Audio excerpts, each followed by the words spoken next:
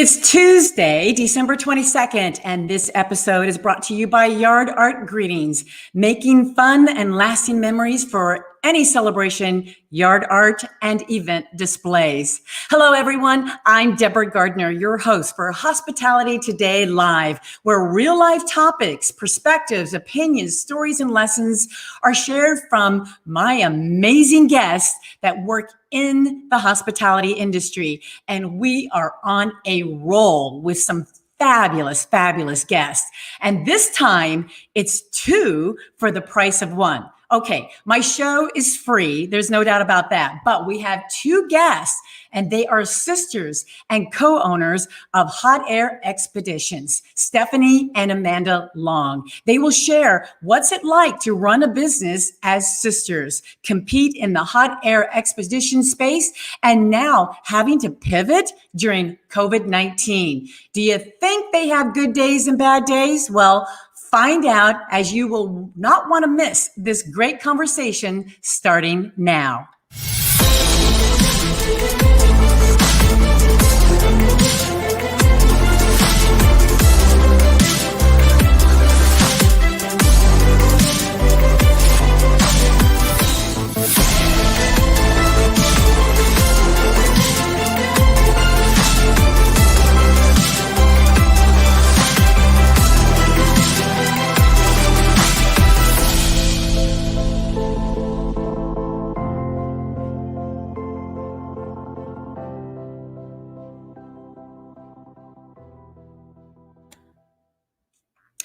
I'd like to welcome two amazing businesswomen who have a wealth of information on hot air ballooning, entrepreneurship, and the trials and tribulations of working with family. I've known them a long time to call them double trouble.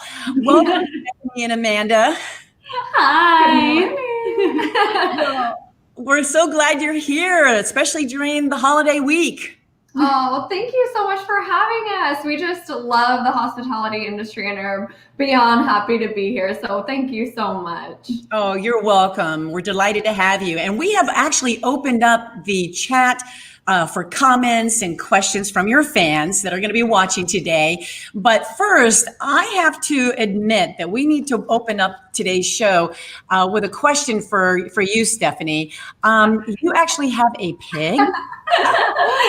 Yes, I do. He's my little What's guy. up with the pig? His name's Bentley, and I actually got him, probably about 3 years ago. And he's house trained. He goes in and out of the doggy door. He loves cuddling on the couch.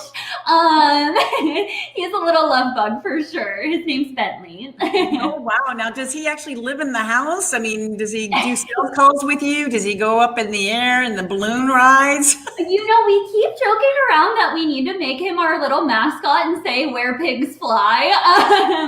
But no, he hasn't been up in the balloon yet, but he definitely does. He lives in the house. He likes to sunbathe outside. He just goes out the doggy door and kind of does whatever he wants throughout the day. It's actually really sweet. Oh my gosh, that is great. I just had to bring that to everybody's attention because that's a very unusual pet to have. But he seems like he's adorable, definitely. Well, again, we're so happy that you're here, and we really want to get into your type of business because you both have been involved with the family business for a while now, and it's pretty much like in your bloodstream, especially because of your dear mother that has been in the hospitality industry for a long time and has been a legend to this industry. Can you tell us a little bit about the background of you getting involved with this? Yeah, absolutely. Well, our mom was the most amazing woman ever, as you know. So she was built for this industry. She was a social butterfly, an amazing businesswoman.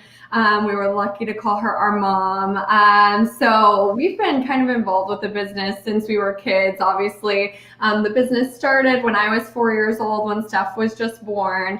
Our parents just had one balloon in our backyard, and they would do tethered rides on the side of the road. So it's obviously blossomed from there. We now have a fleet of 9 balloons. We've got a team of full-time staff staff, pilots, office staff, repair station as well. But our parents really are the ones that got everything kind of in motion for the company. So while we were just kids folding t-shirts for our gift shop, answering phones here and there, Steph would help out with payroll. Our parents are really the ones that founded our company 29 years ago. Our mom did all the behind the scenes operations, so answering phones back then, putting ad in the yellow pages. Our dad was our pilot. So it's been awesome to kind of see that transition. So our mom actually unfortunately passed away, about 7 years now. Yeah, 7 years ago. So it was unexpected, didn't have to do with hot air ballooning, but so we kind of were thrust into this business without really having any kind of like a handbook or a rule book, not having kind of any experience in managing staff and running a business. So it's definitely been a learning lesson for us, working together, and then also just kind of running a business as well. Yeah, right. And it was really neat how she kind of did everything because she was a one-woman show. I mean, Amanda handles a lot of our marketing, group sales, everything like that. I do all of our financials, and our mom did both. And so she was just Wonder Woman. And so when Amanda and I took over, everything was in her head. So it was like we would walk in and be like, okay, what's today going to be? What are we going to learn today? Oh, we have to pay property tax? Okay.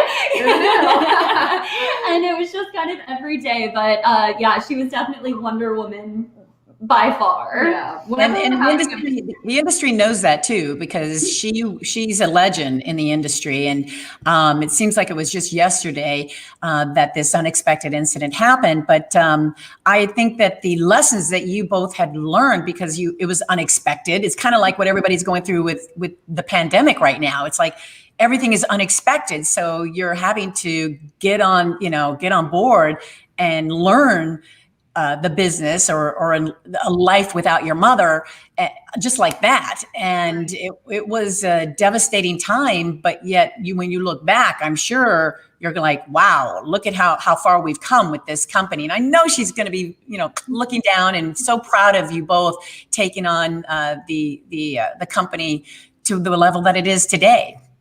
Thank you. Yeah. Well, and I think it's not a good reminder, but it's a reminder too that we all think that these things are a 1 in a million chance that it won't happen to me, that we have tomorrow and we have the next day and we have the next month. So I think it's a good reminder just that not every day is promised, and that we have to really, take every day as the gift that it is. That's why they say it's called the present, but it really is. Every day is a gift and a blessing, and even the bad days are a gift. So. Yeah, it really is. And I think everybody can understand that, because everybody's living through that right now, especially in the hospitality industry. So although it was a different situation for you both back then, it's almost like you're going through it again, but now you have the responsibility of the company. And that makes it really hard. I do have some really fun pictures to share with everybody that I think will be a lot of fun, because I think everybody needs to know that you ladies are out there doing what needs to be done. And they're just beautiful, beautiful balloons. I have not been up there yet. As a matter of fact, I was teasing the audience. I was teasing the audience last week that, hey, we could be doing this from the air. We should have. I don't know what the Wi-Fi would be like being up there. Certainly, we would want to maybe try that in the near future, but it does look like a lot of fun, and they're so beautiful as well. How many balloons do you have, and how much staff do you have, and do you have a particular market or clientele that you deal with? How does that all work? Yeah, so we basically have, I would say, about 9 balloons in our fleet right now. We have quite a few pilots and crew members, and then we also have full-time and office staff. We have a FAA certified repair station who does all of any ballooning repairs that need to be done. And then we also have kitchen staff who prepares our food for the post-flight cuisine on both the morning flight and the afternoon. So we have quite a few people. I would say full-time, we probably only have about maybe maybe about 10 to 12 of us. And then the rest are all kind of part-time. The pilots and the crew kind of have the lucky job because they come in for about 4 hours. It's like a 4 to 5 hour shift, and they just come in and get to go out for the flight, enjoy spending time with the passengers, and then they come back and go home. So yeah, it's really a nice thing. And it looks like a lot of fun because I've actually done what they call fam trips in the hospitality industry at one time. And we would have clients come in to the hotel that I would be working at and would take off from the golf course. And every time I'm thinking, okay, I'm going to be brave enough to take one of these rides, sooner or later I would get bumped because another client wanted to get in. So it's like clients first, right? So I don't know if it's ever been meant for me to get up in that air because I am a risk taker. But I don't know. I'm going to have to be drunk or something. I don't know. But I hope you're meant to be now. Yeah, I was just going to say, for whatever reason. Once you're up there, it's beautiful. You know, it's for perfect. whatever reason, it wasn't meant to be at that time. My boyfriend of 13 years just went last year. He said it was my birthday present, which is like me working. He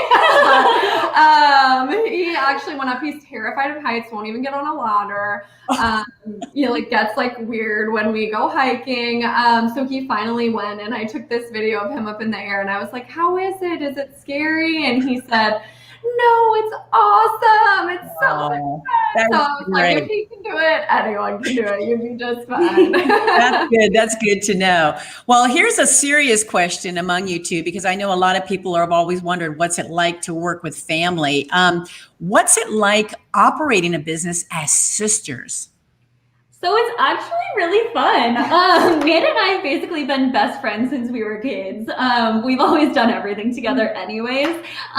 So it's actually fun. I mean, when we have a bad day, we go in and talk to each other about it. When we have a good day, we get to celebrate together. So it's kind of some of everything. But the good thing is, Amanda has a very creative brain, and I have a very analytical brain. So we have a running joke that I like to save all of our money, and she likes to spend all of it. So we make kind of a good team where we come in the middle on a lot of things. Like if it were just me here, we would probably miss out on so many revenue opportunities because I don't see the value in some marketing things that Amanda finds, and then we try them and it's like, oh my gosh, like when Instagram was becoming more popular, she said, oh, we should do Instagram ads. And I was like, Amanda, no one will buy things off of Instagram, but we'll try it.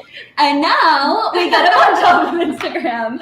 So it's just, we make a really good team together. Yeah, and we're lucky too because we get along really well. And I think also just going through tough experiences too makes you realize that all the trivial things aren't important. And so I feel like we just get along really well. We understand like what everybody's limits are, and we understand really how to work with each other. I mean, we both have our own areas of expertise. So I don't try to jump in and try to like do our payroll, and she doesn't try to jump in and try to take over our social media. So it works out really, really well. And we're just lucky that we get along so well, and we both kind of have that same mentality, whereas like you have your lane, I have mine, we come together where it's important. And I feel like it's just so much more meaningful at the end of the day to have someone to be like, oh my God, we did that. Or, like, oh my gosh, it was terrible. Oh, I can't wait until tomorrow. So I just feel like those experiences are so much better shared. It would just be definitely not the same alone. Well, that's good to hear because it is a tough business when it's a family because a lot of truths come out, a lot of arguing can be coming out. And so I think what you hit it on the nail there was that you both understand each other's lane. Mm-hmm. And when that is understood, whether it's family business or not, staying in your own lane and whether it's your strengths or weaknesses is key. So I think that's probably why you guys are so successful at the same time. Well, we certainly have, some fans here for you that want to express how much they love hot air ballooning. As a matter of fact, Simon, we love him, right? We had him on the show not too long ago. He's actually experienced it.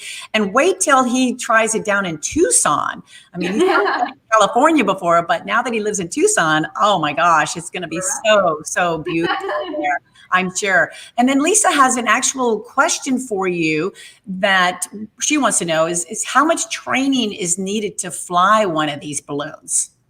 That's a great question. Yeah, we actually wrote a blog post on this because we get asked that quite a lot. And so a lot of people say, like, what do I need to do to fly a balloon? So there's a private license, just like you would like any other form of aviation. So a private pilot's license, meaning you can just fly you, your friends, family, but not for hire. So we're focused on the commercial side, so commercial hot air balloon rides. So our pilots go through, basically they have like a ground school that they go through, and then they will go up in the air and get flight hours with a certified flight instructor. So typically, they'll take like about 10 flights with an instructor to get their private pilot's license. Then they need another 40 hours in order to get their commercial license. From there, that just qualifies them to fly like a 2 or 4 passenger balloon. So we have balloons that hold 2, 4, 10, 13, and up to 20 at a time. And each of those sizes requires more hours of flight, more flight hours. So for example, our 20 passenger balloon, they would need 400 flight hours. So it takes a lot if someone wants to actually pursue hot air ballooning as a career. A lot of times people will start out as a crew person. So chase crewing on the hot air balloons, and then gradually work into becoming a pilot, just because it does take so many hours in order to become a pilot. And here, most of the year, we can only fly 1 time a day, assuming the weather is good. So you can see how long it would take someone to do that. So it's like the people that are in hot air balloon are in it. They're like, we are here to stay. Well, it's a career. It's really a career because, and as we know, when things start turning around for the meetings and events industry, I mean, that is one area that people are going to want to have, and that is fun. And what better way to have fun than to go hot air ballooning, right? I think we're already starting to get that. It's so funny. Normally, just before Christmas, it's really slow around here because everyone's focusing on buying presents and things like that. And this week at work, it's been busy. And we're like, oh my gosh, what happened? We don't know why. Yeah, we'll take it. Absolutely. But I think it's finally, people are just like, we need to get out of the house. We need to experience things that are still, distance from other people, but still just get out of the house and see some different scenery. Exactly. Nice. That really makes sense because people are out golfing. I mean, you're an outdoor service and with your product of hot air ballooning. So that makes sense. You're part of that mix. So that's really good. I'm glad to hear that. Now, one thing that I wanted to share with you, and it's according to a study produced by Christie and Company that helps companies in the hospitality industry, like hotels, airlines, and things like that help them reach their goals and their revenue goals, business goals. But with business revenues remaining relatively low right now, the pandemic represents a good time to reposition themselves. The study noted that previously there had not been compelling pressure from the competition to reposition themselves, hotels, airlines, companies like yourself, and until now. I mean, really, right now is the best time to reposition yourself because when things do come back, there's going to be more competitive, situations going on that you're going to be up against. So how do you distinguish yourself, reposition yourself, set your company apart from others? Not only the hot air balloon, arena, but you're competing with a lot of other fun activities that groups and meeting, people that can be involved in. So how do you handle that? Are you doing anything at this time to get ready for that? Yeah, it's actually been kind of nice because we've taken this time to change a lot of procedures, processes, things like that. So while we were closed due to COVID for probably maybe around a month and a half, we took a lot of time to reevaluate our procedures and look at how we can make things easier.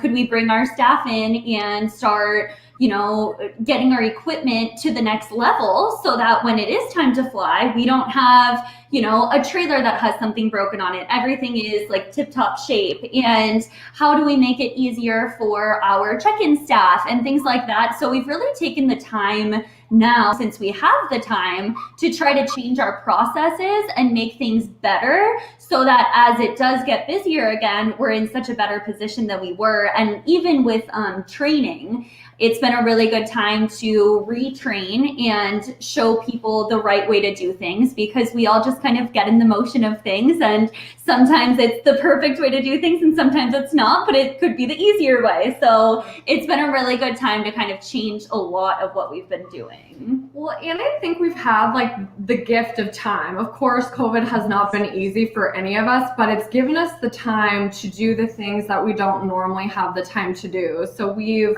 we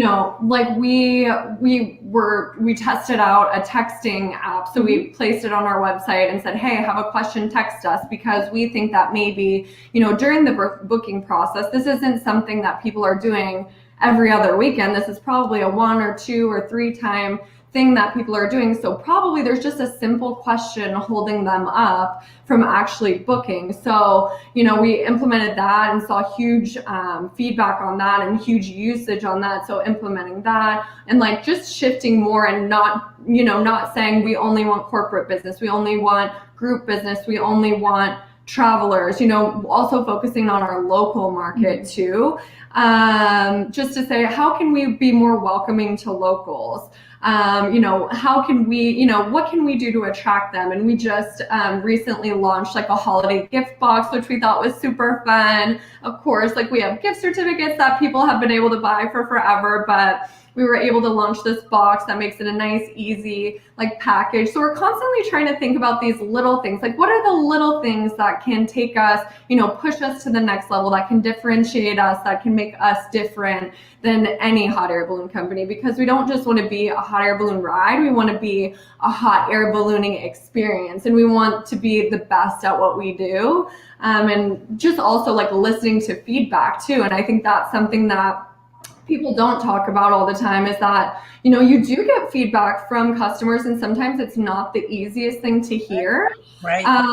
But it's really we have to take a step back, take a deep breath, read it or listen to it. And then I just think that really good things come from feedback from customers, and we have to listen. And that's the thing. We have to listen and say, okay, what can we take from this to get better? Mm-hmm. That's good to hear. As a matter of fact, it seems like others are doing the same thing. We've got Scott here joining us for the first time, and he's in Anaheim and at the hotel there, and he's doing the same thing. So that's good. Nobody's sitting on the couch eating bonbons, watching a romantic. Unfortunately. We've got work to do, right? And take advantage, like you said. So thanks for mentioning that, Scott. Now, you did say, Amanda, just a few minutes ago that there are some questions that you've had to revise to get people to say yes and to book with you. What is that hold up? What's usually holding people up from wanting to do business with you? Well, and I think it's just normal, simple questions that people maybe we're all guilty of it. We just want an answer right now, and we don't want to do the hard work to find it. So I think it's our job to make it as easy as possible for those questions to be answered. Because, for example, someone will have a family and they don't know, what's the minimum age for my child? And if they know, our children ages are 5 to 12, all my kids fall into that, then I'm ready to book. Whereas if we don't do that, if we don't make that easily accessible, that information, or just, welcoming questions, they might say, oh, you know what? I don't know. This ATV tour I know takes all ages, so maybe we should just book that. And of course we love all of our friends in the hospitality industry. We wouldn't be upset if they did the ATV tour, but we're just trying to keep people and trying to just, like we're talking about incorporating more video on our website and in our social media and things. So just trying to keep people engaged and get them the answers to the questions that they have as quickly as possible, because we're just that click culture where we just go on to the next thing and, oh, I've got another tab open and I completely forgot about a hot air balloon ride. But it's normally just basic questions like that, or what are the physical requirements, or my grandma wants to go, what are, is she physically capable, that kind of thing. Okay, well, and doing these type of videos and getting the information out there sometimes puts you in a proactive situation to where you're answering those questions before they even ask. So that's a brilliant strategy for you to do, definitely. So that way they don't have to ask those questions. You've asked it for them. So that's wonderful. Hey, Lisa has another question. She wants to know, do you perform weddings in the air? We sure can. One of our office girls actually got married in the air a few months ago. Nice. And the funny thing about it is she's afraid of heights, and they got married in the air. So if that says anything. That's the holdup. It shouldn't be a holdup. Exactly. Yeah, we love doing weddings in the air. We actually have a pilot that's an officiant. If he's not around, we have another officiant that we've worked with for years and years, who's wonderful. But it's actually, we've seen a lot more hot air balloon weddings this year, just like elopements, just with COVID. If your formal wedding got, canceled or postponed and you actually want to get married, quicker and in a unique and fun and different way that you feel is safe. We've definitely seen an uptick in weddings, and it's actually really fun and it's really sweet and it's just very special. I just think if there's something that's unique for a wedding, that's it. Yeah, definitely. Well, are there any kind of crazy stories that you have experienced working with clients? Is there anything that kind of sticks out of your mind that, like, oh, remember when this happened? Anything that you'd like to share with us on that area? I think it's always crazy. We always say you can't be in hot air ballooning if you're not crazy. It's so funny because I remember one day, Amanda and I were actually here in the office. It was probably a couple of years ago. And she said, Steph, I think I've finally gotten every question that people could possibly come up with. And I kid you not, right then, the phone rings. Amanda answers it, and I hear her say, "No, unfortunately, you can't fly a balloon from the States to Egypt." And I was like, there we go. It keeps happening. You cannot make this stuff up. So I think that there's always some form of crazy in ballooning. Absolutely. There's always stories. And every day is different in ballooning. So people always ask us, like, where do you take off from? Where do you land? What do you see? And we can give you kind of a general overview. But every single day is different, so it's really what keeps things interesting for us, for sure. And there was actually a situation where we were flying with the mayor of Buckeye. He wanted to come out and check out what we do, and we were talking about, there's a lot more open land in Buckeye, so just talking about things with them, and we ended up flying with them. It was such a wonderful experience. But as we were going to land, the basket, sometimes it bumps. Sometimes you just land perfectly. It's nice and easy. That's the kind of landing that is just ideal. Sometimes there's a bump and a drag, also fine. Sometimes there's a bump, drag, and then at the very end, the basket will tip over on its side. Nothing crazy. It's perfectly normal. But we did have one of those bump and drag and layover landings. So when that happened, I had a water bottle in my compartment, and I was on my back, and the mayor was on the compartment below me.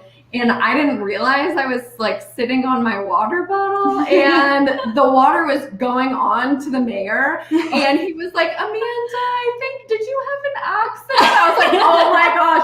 I was like, "It's my water bottle, I promise." I was like, "Oh my gosh." So there's always some fun happening in balloon land, that's for sure. Oh, I bet. There's got to be some really crazy stories and unique incidences like that when your bottle broke. That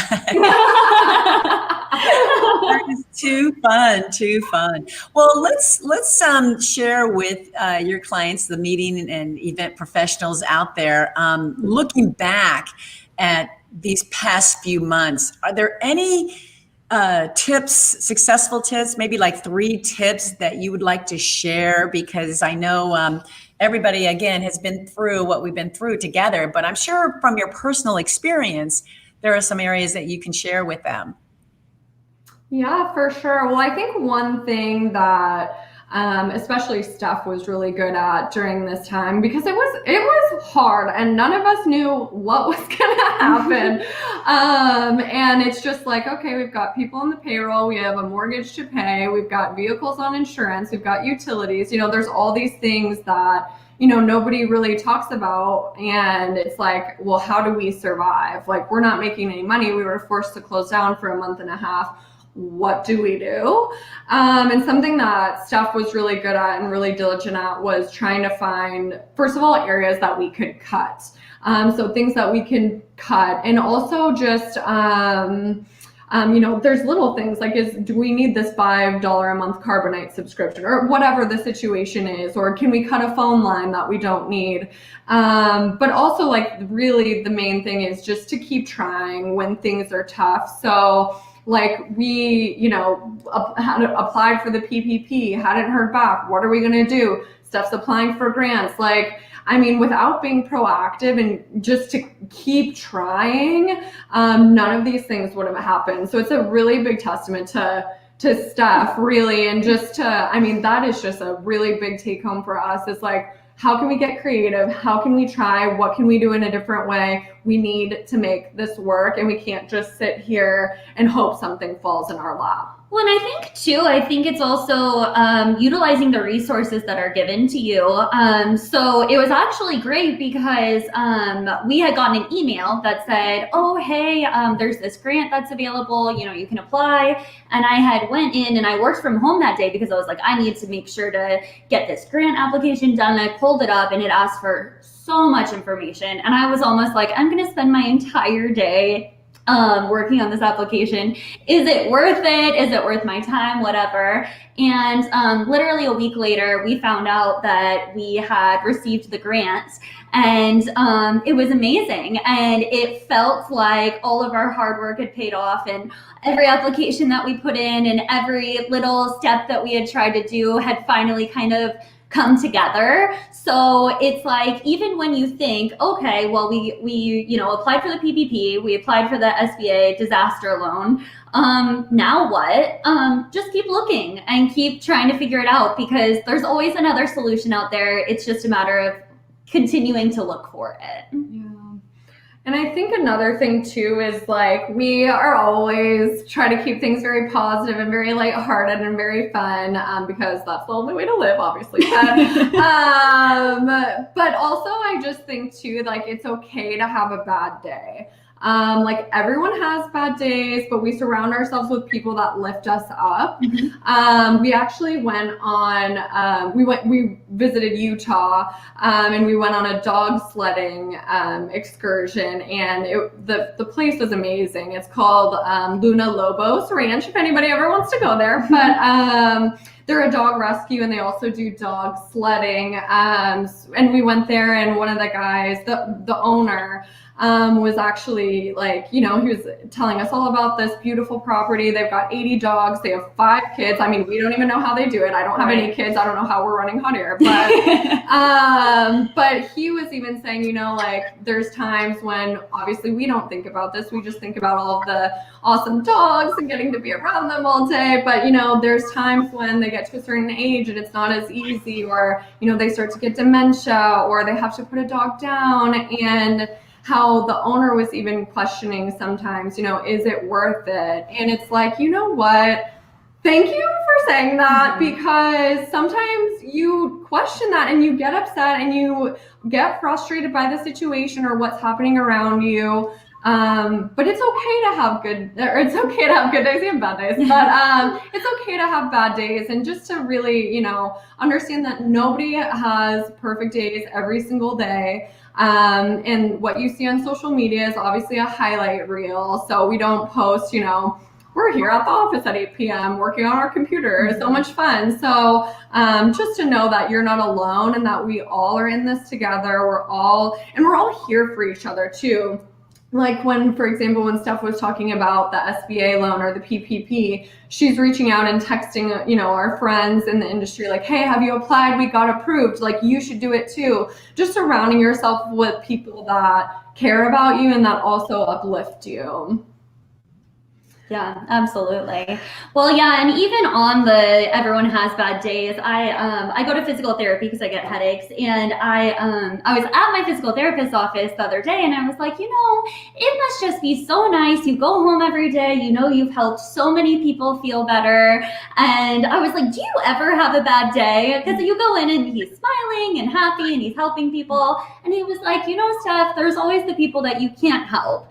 And there's always the days that you wish that you could do more. And so just like Amanda was saying with the dog sledding people, it's just like everyone has it. Everyone gets discouraged. Everyone feels that way. But I think having someone to lean on, like when I have a bad day, I go in Amanda's office and I close the door and I'm like, can we just talk for a couple of minutes? And it's just like, you realize how special the good ones are. And I think that the good thing about this whole coronavirus situation is that we all know that we're in it together. It's not like, hey, I lost my job and everyone else is still working. It's like, oh my gosh, there's so many people out of work. How can we help each other? And how can we all build our businesses together? How can I help one of our industry friends make sure that they get through everything and don't have to sell their building and things like that? So I think that it makes us all come together in such a better way. And I think that that's kind of the positive of struggling sometimes. Like, we didn't know how to pay our bills. We didn't know how to do everything. And I mean, we're figuring it out day by day, and it's just sticking together.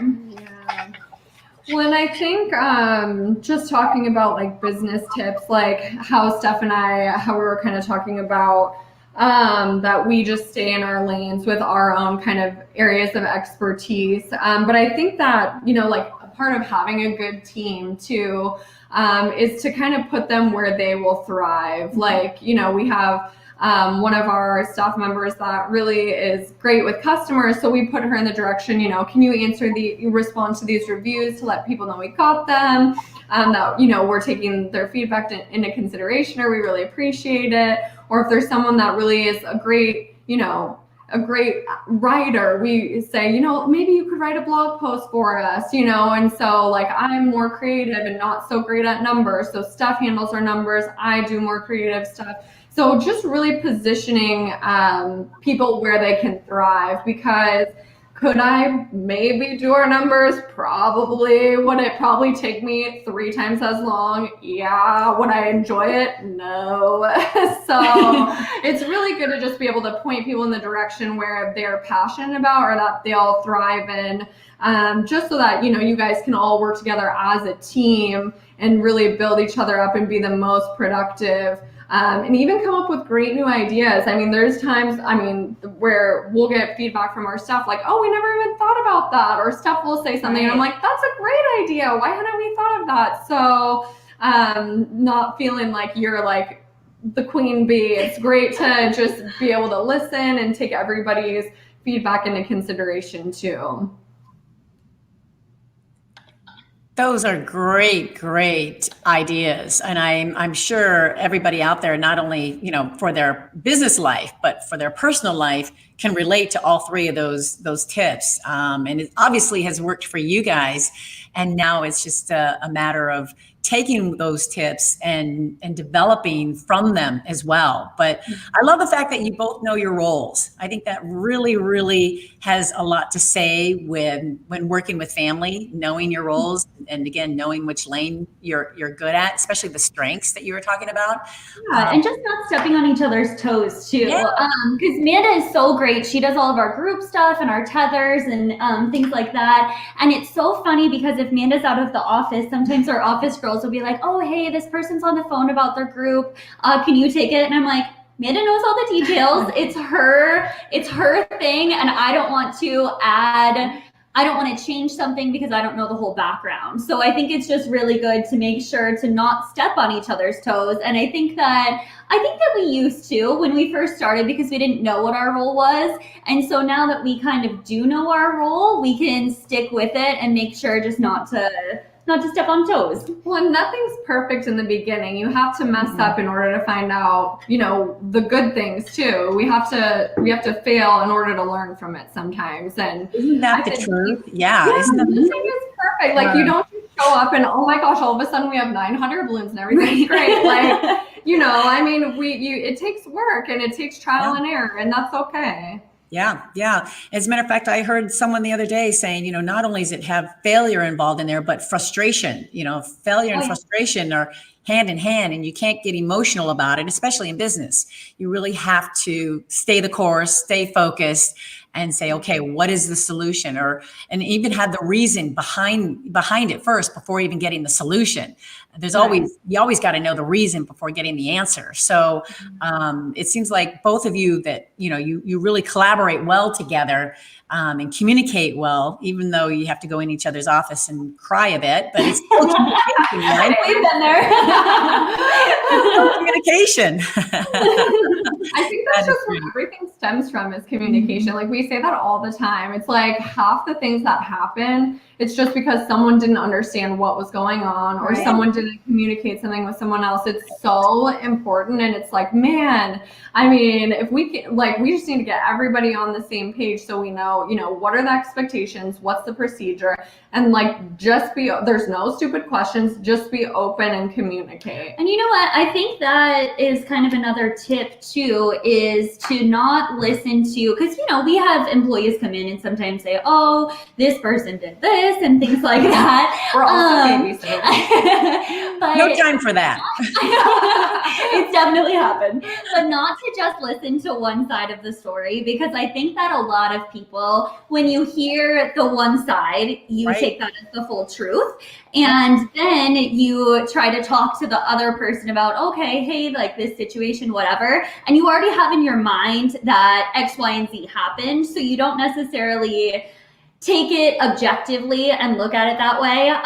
It's been a really hard thing to learn, but it's always, okay, I'm going to listen to your story. I'm going to talk to the other person, and then we're going to come together on it and figure out how to make it better next time and where the miscommunication happened. But just making sure not to take story number one as full truth and be like, you did this.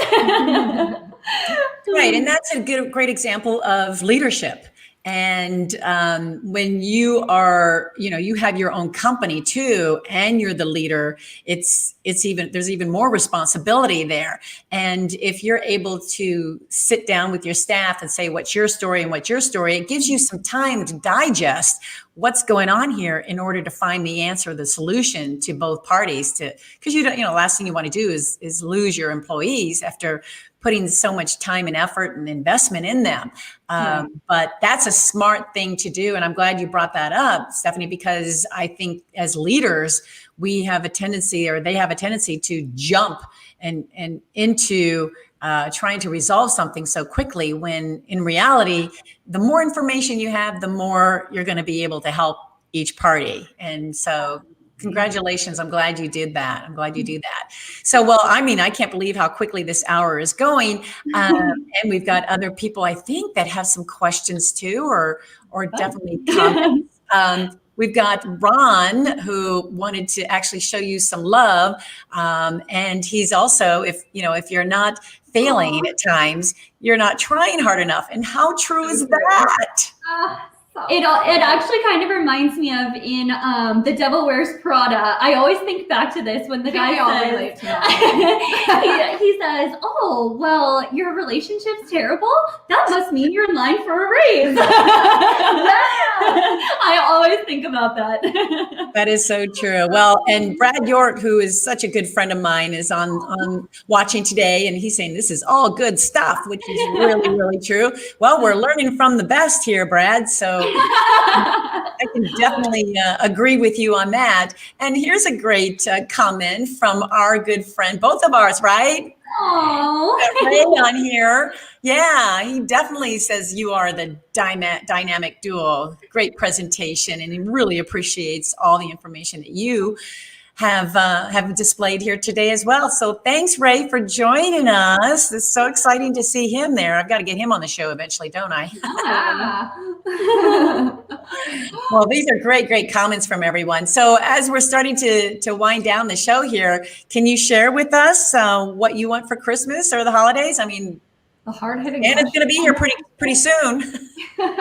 All that I want is to be able to travel again. I was telling Amanda earlier that I was in my bathroom the other day. This sounds really weird. But I was listening to that conch shell and I was like, this is the only sound of the ocean that I've had in 2020. I need to get to the ocean. So just to be able to travel somewhere again, that's all that I want for Christmas.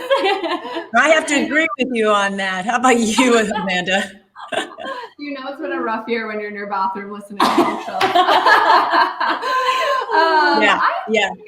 The most important thing to me, and it feels like it's never enough, is just like spending time with people. It sounds so like cliche, but I just think like spending time with my sister, like my boyfriend, family. I just think that even though it feels like we've had a lot of time together this year, I think you can never get enough. I feel so like I want to be greedy because it's just so nice to be together, and that's what really matters. And I think like all the other stuff is fun to have, sure, but most importantly, it's just nice to be together. So having more experiences together, travel, for sure. So hopefully that'll happen soon for all. Yeah, I think we need to take advantage of this right now because we know it's going to change. It always has. This is not our first rodeo, as I always say in these broadcasts. It's always, we're always faced with something new and different. This one was a big one.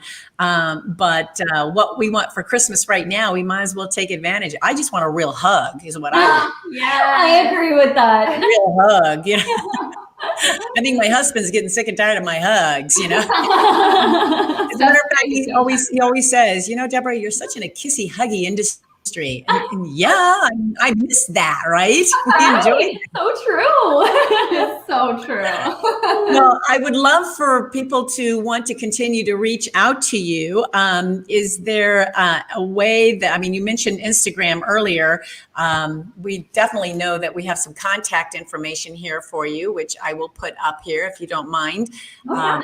So what are some of the ways that they can contact you? Yeah, well, you can always call us at 480-502-6999. Of course, visit us online at hotairexpeditions.com. I personally manage all of our social media, so Facebook, Instagram, Twitter. If you have any questions, it's coming straight to me, so you'll get a good answer. And you can also now text us through the website, like Amanda said earlier. It's really fun, and even if they come in after hours, Amanda and I get it on our cell phone. So we're always happy to respond to them too. It's kind of fun to see what people ask on it. Yeah, we love it. We love talking to everybody, even if it's, if it's in relation to booking a hot air balloon ride or not. We love hearing from everyone and just like connecting with other people in our industry or outside of our industry. It's just when everybody gets together, even if it's virtually, but good ideas and good things come from it. Yeah, absolutely. They do. They really do. Well, I just cannot thank you enough for joining us today. All the wonderful wisdom that you've been able to share with us, I know has been busy in the chat comment-wise. And gosh, I wish you two the best, and especially into 2021. Again, you're definitely dynamite ladies, like Ray said. I just adore you. I followed your career up to this point. I stalk you on Instagram and Facebook because you're just so fun to follow. And anyone that ever gets the experience to meet you or to work with you at Hot Air Expeditions, they need to do that. So congratulations to each and every one of you. And I just want to wish you again, Merry Christmas, and you will get that. You will get what you want, right? But especially a great new year. Yeah, we're so looking forward to it. Thank you so much for having us. You are so sweet. We are blessed to know you and just call you a friend. We also like to stalk you, so it's true. We appreciate everything so much. Girl power. Yeah. Good seeing you. Thank you. Thanks, Deborah. Well, hope you enjoyed today's show and all the tips that Amanda and Stephanie Long have shared with you. Again, talking about great ladies, businesswomen in particular, definitely since they learned a lot from their legendary mother that we all love and adore in the hospitality industry. And if you want to see this conversation again or want to share it with others, by all means, do so. Just go to our HTL Facebook page along with taking a look at the upcoming shows and resources that we have available as well. And please do subscribe to our YouTube channel now. We're hoping to really get some traffic there, and we would love your help in that area. And of course, if there's any questions or comments or suggestions or want to be on our show, please contact us at hello@hospitalitytodaylive.com. And we also want to thank today's sponsor for the show, Yard Art Greetings. Well, next up, I have a great friend of mine that is going to be joining us. Her name is Dawn Rasmussen, and she is the president of Pathfinder Writing and Career Services. Now, here's the thing about Dawn. Dawn is no fluff whatsoever. She will tell it like it is, like how to make a career shift during the pandemic. Key things to know about your resume and how it should look today in today's world, and how to optimize your LinkedIn profile, which I definitely need help on. So I'm so glad she's going to be with us. So let's just say that Dawn will give you a kick in the pants to get you moving now. And I certainly want her to get me moving as well. So don't miss it. Next Tuesday, same time. I'm Deborah Gardner. Thank you so much for joining us. And from the Hospitality Today Live family to yours, happy holidays, everybody.